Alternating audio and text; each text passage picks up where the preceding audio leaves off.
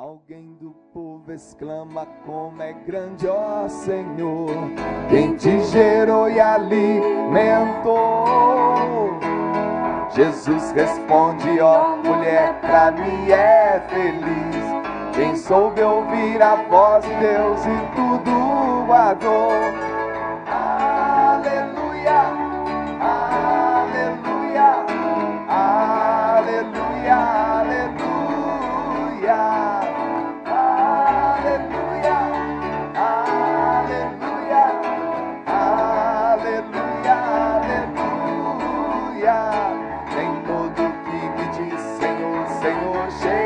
Céus, mas só quem obedece ao Pai. Jesus, se a igreja louva, tua mãe louva-te, e espera que a conduzas pela estrada onde vai. Aleluia, aleluia, aleluia, aleluia, aleluia, aleluia, aleluia, aleluia.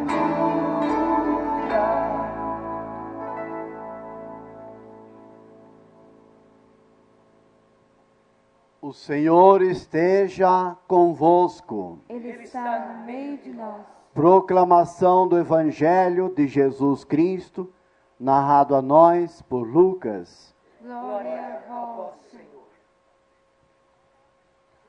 Naquele tempo, levantando os olhos sobre os seus discípulos, Jesus disse: felizes vós, os pobres, o reino de Deus é vosso.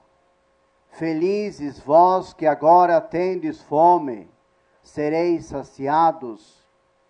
Felizes vós que agora chorais, haveis de rir. Felizes sois vós quando os homens vos odeiam, quando vos rejeitam e quando insultam e proscrevem vosso nome como infame por causa do Filho do Homem. Alegrai-vos neste dia e saltai de alegria, pois grande é a vossa recompensa no céu. Com efeito, é da mesma maneira que os seus pais trataram os profetas. Mas infelizes vós, os ricos, já tendes a vossa consolação. Infelizes vós que estáis saciados agora, tereis fome. Infelizes vós que rides agora, estareis no luto e chorareis. Infelizes sois vós quando todos os homens falam bem de vós. Com efeito, é da mesma maneira que seus pais tratavam os falsos profetas. Palavra de salvação. Glória a vós, Senhor.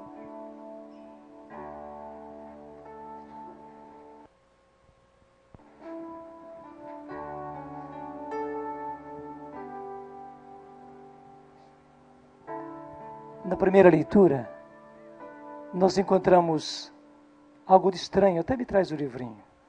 Isso, faz favor. Eu tenho até a impressão que as meninas tremeram um tanto, né? Diante da afirmação de São Paulo. Então elas podem dizer, mas por que São Paulo é tão contra as mulheres, né? Ele que diz que as mulheres não preguem, né? Agora vem dizer que não se case.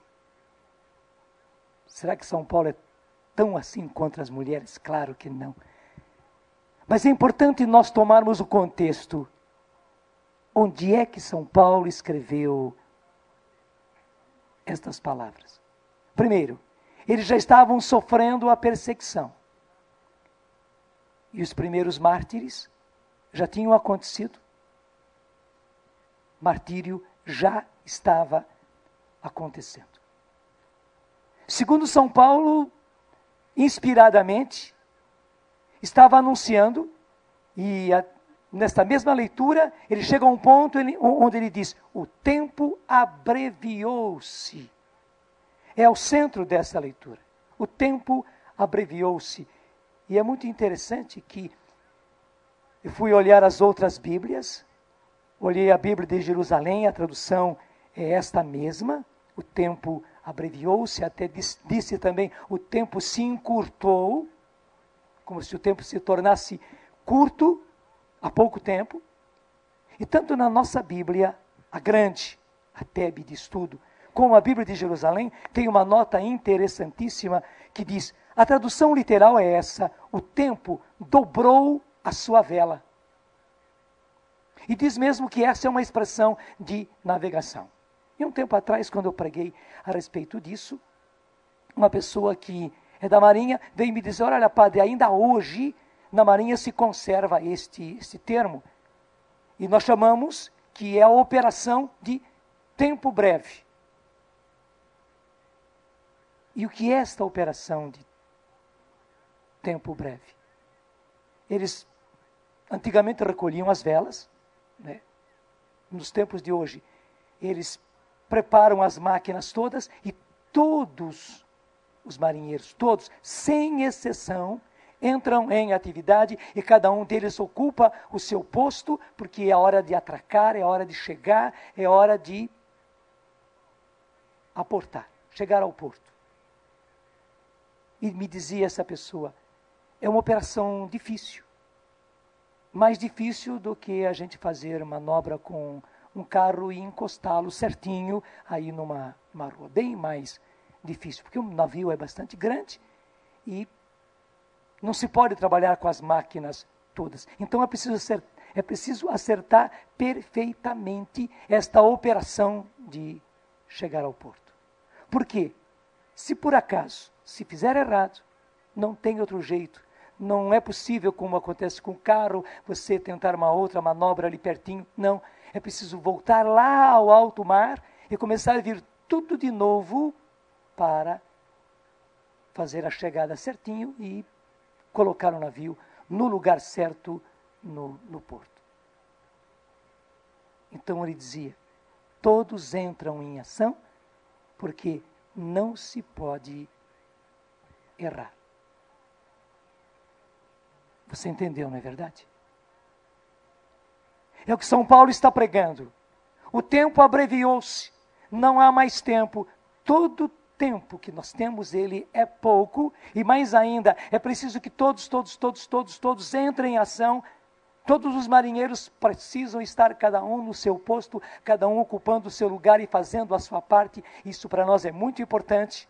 Nenhum marinheiro pode estar dormindo, nenhum marinheiro pode estar descuidado, nenhum marinheiro pode fazer mal feita a sua parte, nenhum marinheiro pode ir devagar. Porque a operação depende de todos, não é somente do comandante, não é somente daquele que está na casa das máquinas, não, a operação depende de todos, cada um tem que fazer a sua parte e fazê-la bem, porque não se pode errar. E veja bem, uma vez que não se pode errar com o navio, muito menos agora. Porque o navio ainda pode, é um trabalhão. Tem que voltar de novo lá ao alto mar. Pegar de novo o rumo certo. Todo mundo de novo entrar em ação. Repetir todas as operações que foram realizadas antes, para o navio chegar certinho e encostar certinho no porto.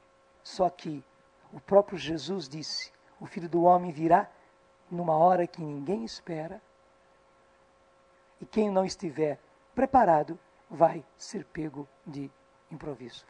Verdade ou não é? E sabe, gente, isso não é para nos assustar. Bem ao contrário, é para nos colocar na posição que nós devemos estar. Então você pode perceber que São Paulo pregava neste contexto. Eu vou repetir tudo. A perseguição já tinha começado. Os primeiros mártires já tinham acontecido e o martírio estava acontecendo. De quando em quando eles recebiam a notícia, mais alguém morreu mártir.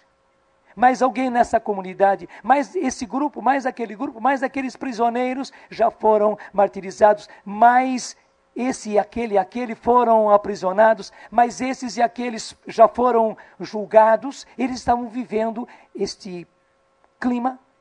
E além disso, claro, não era somente São Paulo, nós estamos com São Paulo porque a carta é de São Paulo aos Coríntios. Os apóstolos estavam pregando, a vinda do Senhor está próxima. Veja, 2000 anos atrás. Até alguns tolamente dizem, não, os apóstolos se enganaram, erraram, eles pregaram que a vinda do Senhor ia acontecer naquela época, só que não aconteceu, e com isso as pessoas, desculpe a expressão, afrouxam todas e dizem, se os apóstolos erraram 2000 anos atrás, né, para que nós vamos nos preocupar hoje? Não, gente, os apóstolos não erraram, os apóstolos fizeram certinho como o Espírito Santo lhes inspirava a fazer e como era preciso fazer, e deixa eu dizer, como é preciso fazer sempre. Os cristãos precisavam viver numa atmosfera de urgência.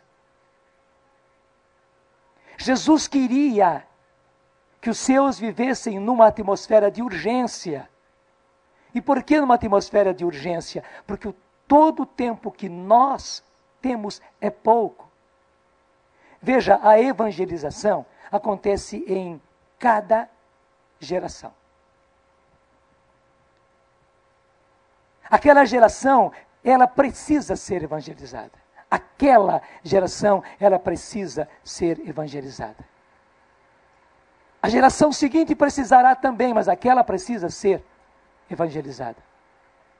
E por essa razão, são os daquela geração que precisam evangelizar aquela geração. E você percebe bem.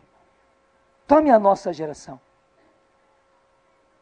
Veja se é pouco ou não é pouco todo o tempo que nós temos. Veja se é pouca ou se não é pouca todas as energias que nós temos para evangelizar a nossa geração. Verdade ou não é? Dá para alguém ficar de braços cruzados?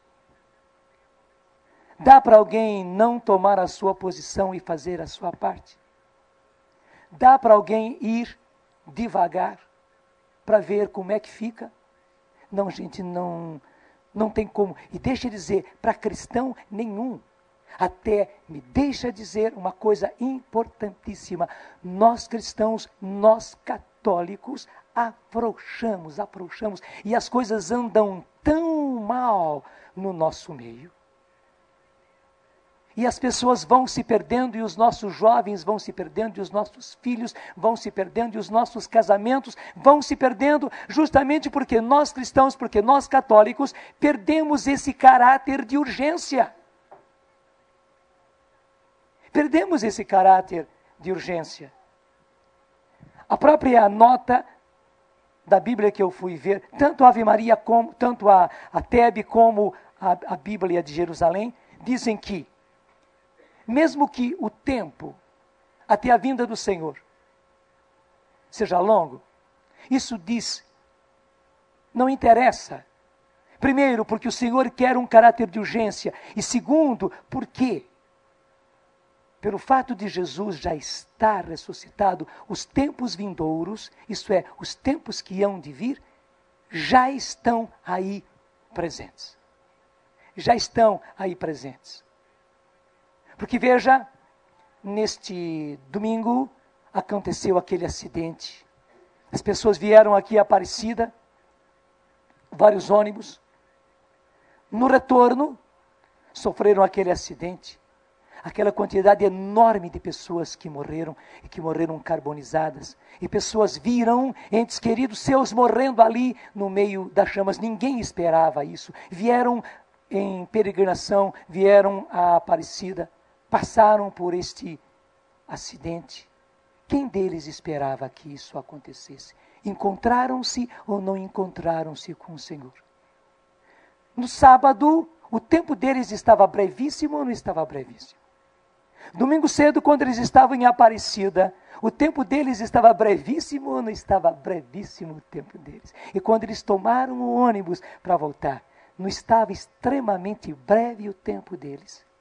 E quem esperava que isto acontecesse. E que o tempo fosse tão breve assim. Gente, porque Jesus já está ressuscitado, os tempos que hão de vir já estão presentes. Se o Senhor não vier, nós vamos. Mas de qualquer maneira, primeiro, para a nossa salvação, olhe a sua salvação. Você precisa apresentar-se pronto para o Senhor. Veja se todo o tempo que você tem não é realmente pouco para você estar preparado para chegar e se apresentar ao Senhor. Pronto, preparado. Você, nem olhe os outros. Você acha que você tem tempo a perder? Deixa eu perguntar, deixa eu fazer um examezinho da sua santidade.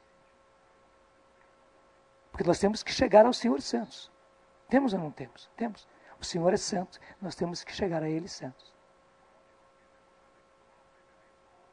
Você já está, desculpe a expressão, naquele grau para poder cruzar os braços e deixar o tempo passar? Você pode sonegar tempo, você pode sonegar energias, você pode sonegar trabalho. Se você pode, sonegue. Mas eu pergunto, quem é que pode? Quem é que pode? Depois, olhando para os outros, nem precisa ir longe, olha para os da sua casa. Você tem um exemplo aí dentro da sua casa. E olha ao seu redor, vamos olhar o nosso povo, olha para o nosso povo brasileiro, pelo menos 100 milhões de pessoas que não foram evangelizadas, embora não sejam católicas, elas foram batizadas e no censo está lá, essas pessoas declararam, foram batizadas, são católicas e não são evangelizadas. São 100 milhões, claro, são 160 milhões de brasileiros, 123 milhões se declararam católicos, nós estamos aí dando de desconto que 23 fossem evangelizados, então sobram 100 milhões. Dá para perder tempo? Dá para a gente cruzar os braços? Dá para a gente sonegar energia, trabalho e tempo? Não dá, não dá, não dá, porque a nossa geração não vai dar conta de evangelizar a si mesma. Nós, os apóstolos da nossa geração, não teremos o tempo necessário. Faz as contas, vê se nós vamos conseguir evangelizar a nossa geração. Então, gente, todo o tempo que temos, todas as energias que temos, nós não podemos sonegar, nós só podemos usá-las toda na tentativa de salvar o mais possível. Agora, então, deixa eu voltar. Foi por isso que São Paulo disse, estranha a gente a respeito das pessoas solteiras, não tenho nenhum mandamento do Senhor. Mas como alguém que, por misericórdia de Deus, merece confiança, dou uma opinião. Penso que, em razão das angústias presentes, é vantajoso não se casar. E cada qual estar, assim, na situação em que está. Está entendendo agora por que São Paulo diz assim? Então não se preocupe agora com se casar. Porque eles já estavam sofrendo a perseguição. Porque os mártires já estavam acontecendo. E porque ele já estava anunciando, é tempo de urgência. Estás ligado a uma mulher, não procures desligar-te. Está casado, permanece casado. Não estás ligado a nenhuma mulher, não estás casado ainda, não procures ligar-te. Se porém casares, não pecas. Se a virgem se casar, não peca, claro que não. Mas as pessoas casadas terão as tribulações da vida matrimonial. E eu gostaria de poupar-vos a isso. Eu digo, irmãos, o tempo está abreviado. O tempo abreviou-se. E aí está a frase principal. E aí vem a grande colocação de São Paulo. Doravante, daqui para frente, aqueles que têm mulheres que são casados, vivam como se não fossem casados, como se não tivessem esposa, como se não tivessem marido. É a grande receita. Pode se casar? Pode. Inclusive, se o Senhor deu a você a vocação matrimonial, se case. Mas o próprio São Paulo dá a nós a receita. Aqueles que são casados, vivam como se não o fossem. Isso não quer dizer viver sem a responsabilidade própria do matrimônio, não. Você é casado, mas em primeiro lugar o Senhor. Em primeiro lugar a missão. Em primeiro lugar o trabalho do Senhor. Esse é o primeiro. E interessante, gente, se nós cristãos, se nós católicos vivêssemos assim, se Deus tivesse o primeiro lugar também no nosso casamento. Se os sermos de Deus, se os sermos apóstolos, se os sermos missionários, fosse a primeira coisa, também nos nossos casamentos, a coisa seria bem diferente no próprio casamento. No próprio casamento.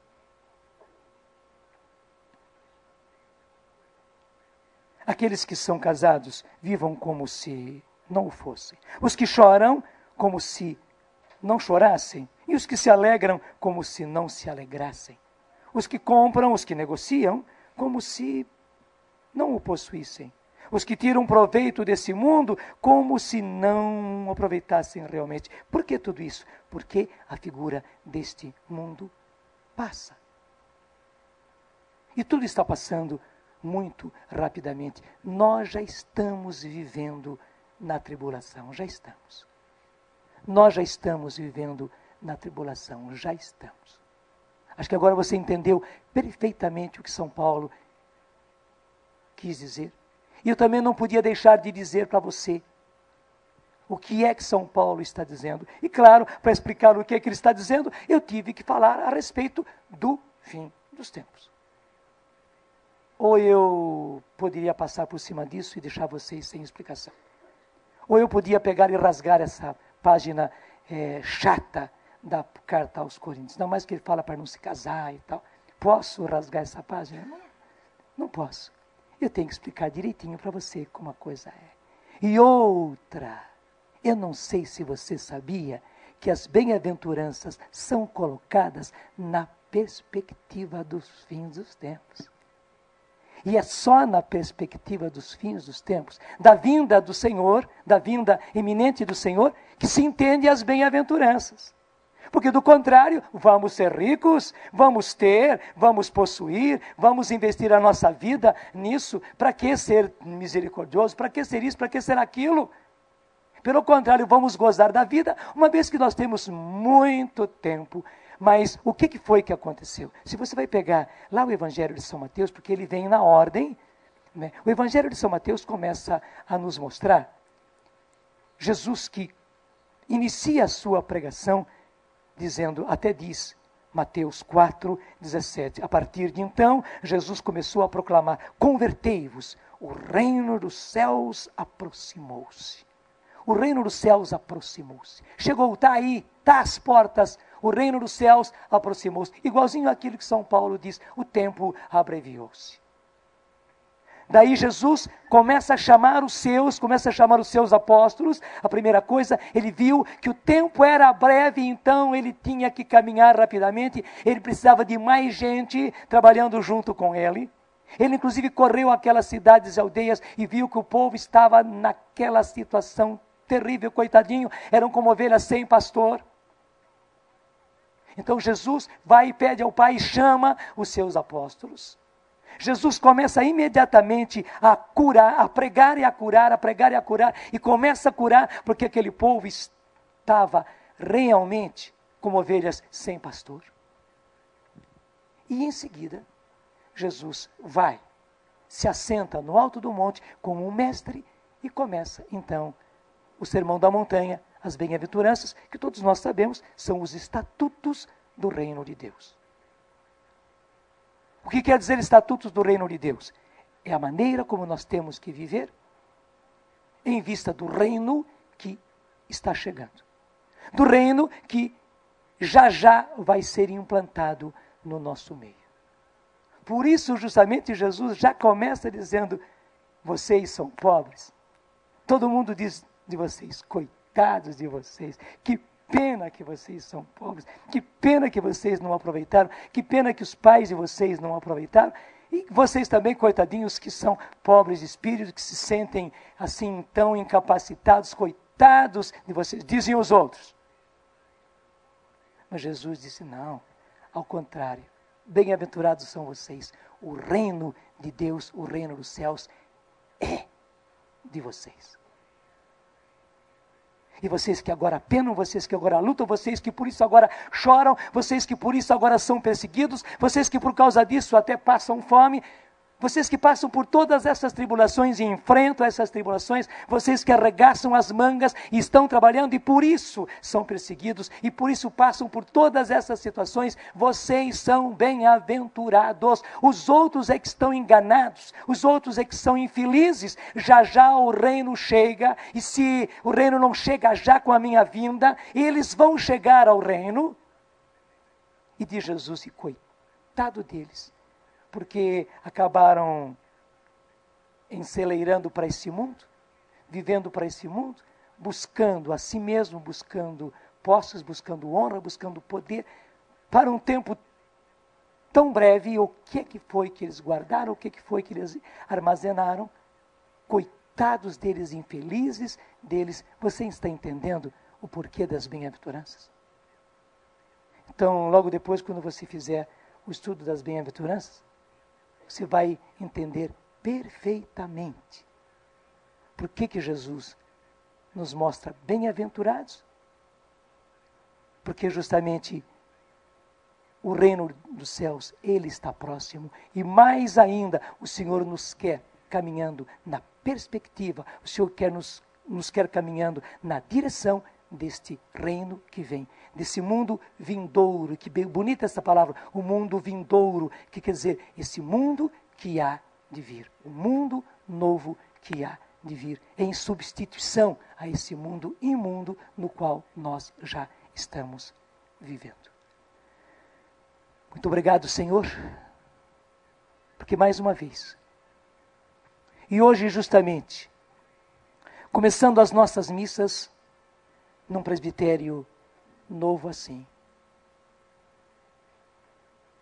Nós estamos, Senhor, por um lado te agradecendo, porque temos a grande graça de levar a igreja, Senhor, de levar as coisas da igreja, de levar a liturgia, Senhor, a domicílio a esse povo, porque o tempo é breve, Senhor. Porque nós podemos ser igreja para tantos que não têm igreja. Porque nós podemos, Senhor, ser presença de igreja para tanta gente que não tem igreja, que não tem possibilidade de ir à igreja.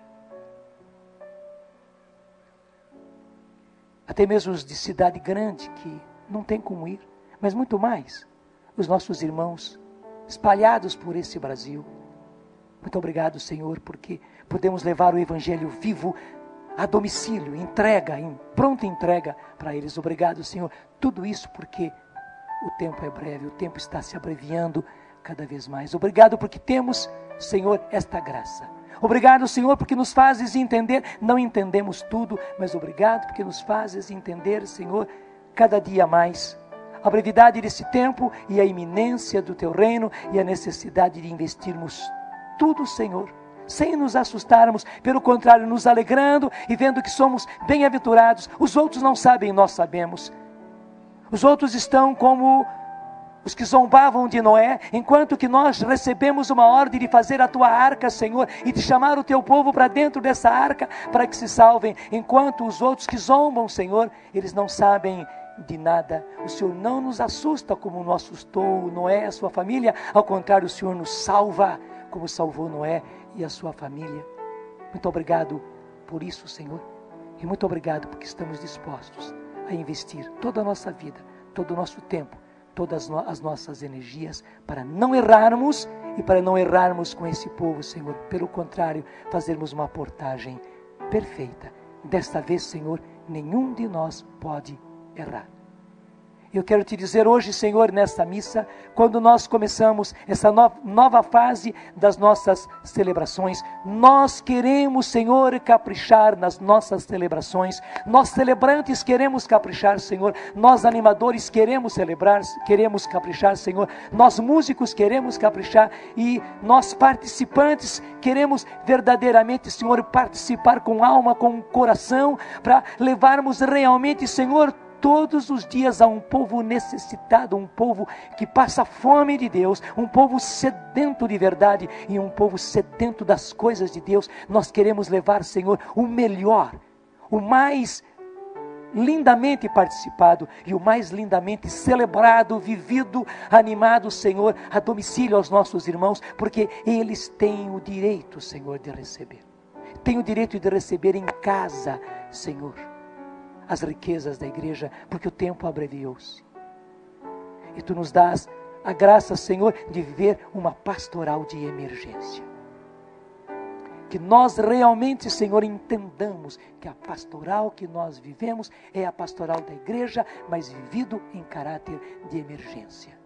Que realmente, Senhor, nós vivamos uma pastoral de emergência. E que nós, Senhor, possamos servir o nosso povo com o melhor de nós mesmos.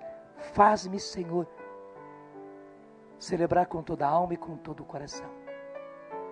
E faz, Senhor, com que cada participante, cada animador, cada músico, ponha alma, vida, coração em cada celebração para servir o Teu povo nesta pastoral de emergência. No nome do Pai, do Filho e do Espírito Santo. Amém.